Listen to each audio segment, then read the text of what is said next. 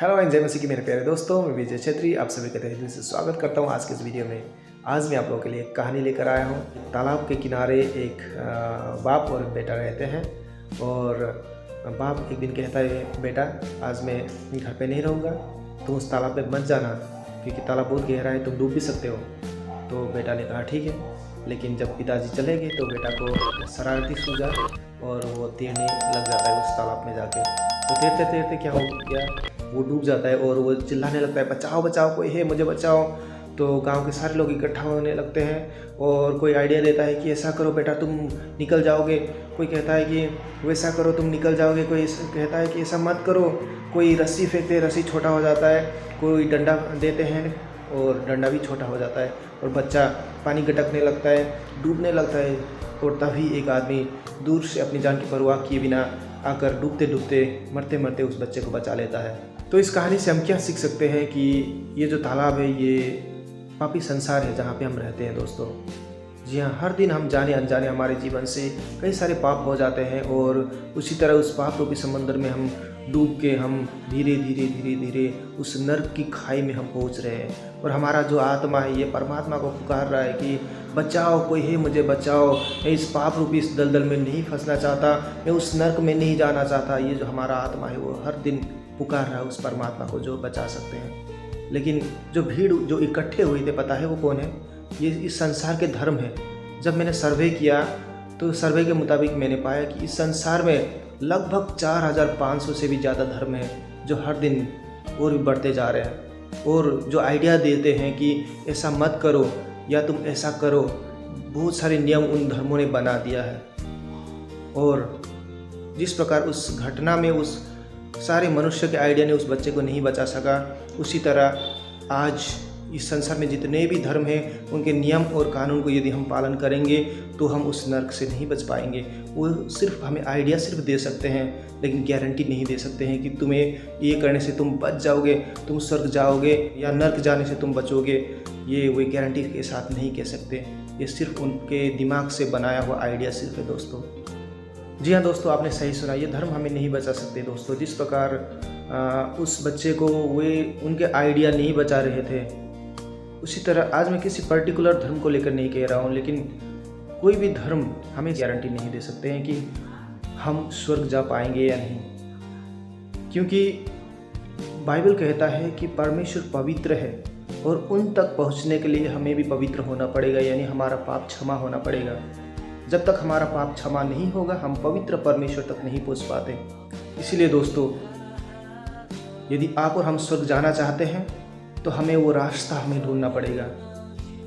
क्या है कि कैसे हमारा पाप क्षमा हो सकेगा? क्योंकि हर धर्म कहता है कि हर मनुष्य पापी है और वो पाप करने के वजह से ही आज हम परमेश्वर से दूर हो गए हैं, परमेश्वर की महिमा से रहित हो चुके हैं। इसीलिए हमारा आत्मिक आंखें आज बंद है और हम सत्य परमेश्वर तक नहीं पहुंच पा रहे हैं। जी हाँ दोस्तों, हर मनुष्य पापी है, क्योंकि ये हर धर्म कहता है, मैं नहीं कह रहा हूँ, ये हर धर्म कहता है कि हर मनुष्य पापी है क्योंकि हमारा जन्म ही पाप में होता है।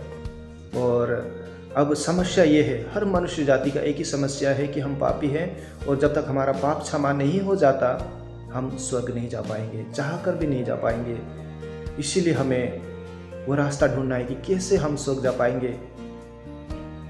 और इसी का रास्ता ढूंढते ढूंढते बहुत सारे धर्मों का सृष्टि हुआ था कि किस प्रकार से हम अपने पापों से क्षमा मिलेगा, हमें मोक्ष मिलेगा। और बहुत सारे धर्मों ने नियम बना दिया कि इस प्रकार से शायद मिलेगा, उस प्रकार से मिलेगा, लेकिन गारंटी नहीं दे पाए वो लोग। क्योंकि हम जितना भी अच्छा कर्म क्यों न कर ले, हमारे अंदर एक घमंड आ जाएगा दोस्तों, और वो घमंड भी पाप है।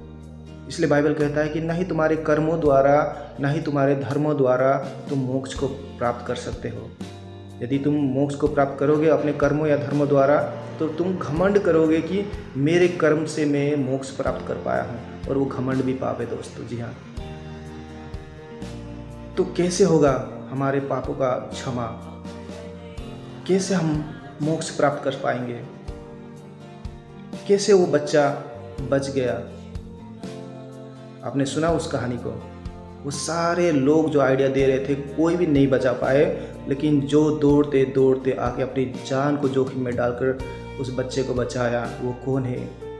वो सृष्टिकर्ता है, वो परमेश्वर पिता है जो आप और हमें रचने वाले हैं। हमारे प्यारे परमेश्वर पिता जिसने आपको और मुझे बनाया, वो आप और हमसे इतना प्यार करते हैं कि उन्होंने देखा कि सारे मनुष्य अपने कोशिश द्वारा मुझ तक पहुंचने की कोशिश कर रहे हैं,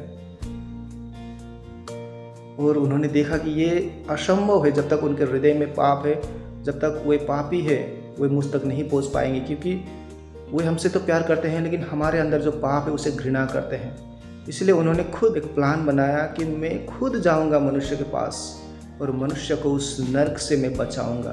तो इसलिए उन्होंने अपना इकलौता पुत्र को, बाइबल कहता है कि परमेश्वर ने संसार से ऐसा प्रेम किया कि उन्होंने अपना इकलौता पुत्र दे दिया, ताकि जो कोई उन पे यानी प्रभु यीशु के बलिदान पे विश्वास करेगा वो नाश नहीं होगा, मतलब उस नरक में नहीं जाएगा, लेकिन अनंत जीवन पाएगा और स्वर्ग जाएगा, पिता के पास वो जाएगा।